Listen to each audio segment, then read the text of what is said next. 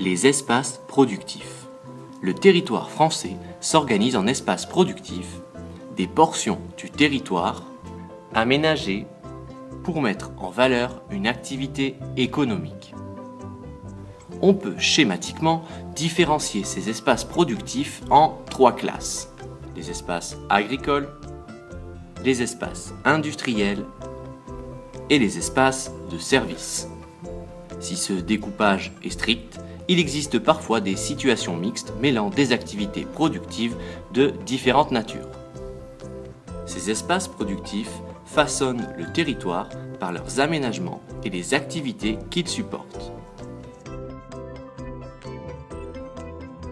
Si l'usine qui marque le paysage demeure le lieu de fabrication industrielle, son allure change et elle se distingue de moins en moins des bâtiments commerciaux, les cheminées n'existant plus que dans certains secteurs de l'industrie lourde. Se côtoient alors sur le territoire national des zones industrialo-portuaires, véritables interfaces de la France avec le reste du monde, de vastes zones industrielles, hébergeant parfois des friches industrielles héritées du passé, et des technopoles récents tournés vers le high-tech, l'aéronautique et l'aérospatiale, ou encore l'industrie pharmaceutique.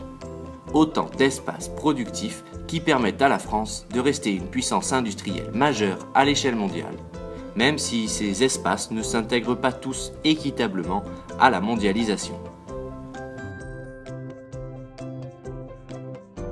Les espaces productifs agricoles occupent quant à eux plus de 50% du territoire national et ils se distinguent aujourd'hui par leur forte spécialisation. Alors que les agriculteurs français ont modernisé leurs activités sous l'impulsion de la politique agricole commune de l'UE, plusieurs régions s'intègrent pleinement aux marchés européens et mondiaux. C'est le cas du bassin parisien et de la Champagne qui concentrent la céréaliculture, de la Bretagne qui s'est spécialisée dans l'élevage hors sol, le Bordelais avec sa production vitivinicole réputée. Autant d'atouts qui font de la France la première puissance agricole de l'Union européenne.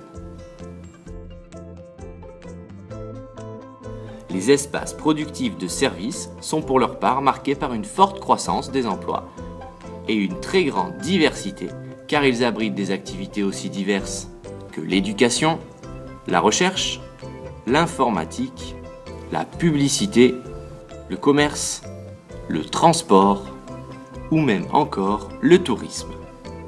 Les espaces touristiques sont une des parties les plus visibles de ces espaces de service et participent pleinement à façonner les paysages, qu'ils soient littoraux, de montagne, de villes et de plus en plus ruraux.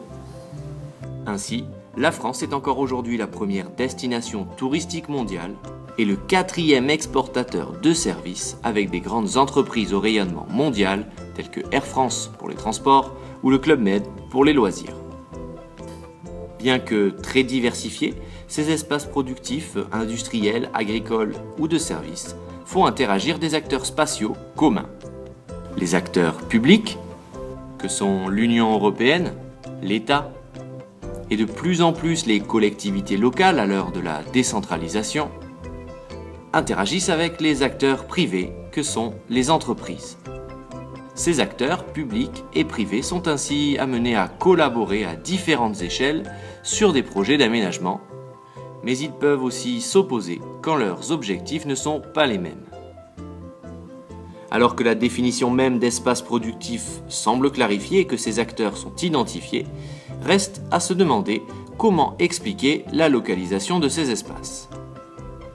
Aujourd'hui, si la présence de matières premières et de main-d'œuvre abondante compte encore dans les facteurs de localisation des activités économiques, notamment dans l'agriculture, elle n'est plus un facteur déterminant. En effet, les entreprises sont davantage à la recherche d'un cadre de travail agréable, de la présence de bureaux, d'infrastructures de communication performantes ou de main-d'œuvre qualifiée. Elles sont alors amenées à se concentrer de plus en plus autour des grandes métropoles. Voilà un autre facteur explicatif de la métropolisation qui anime le territoire national.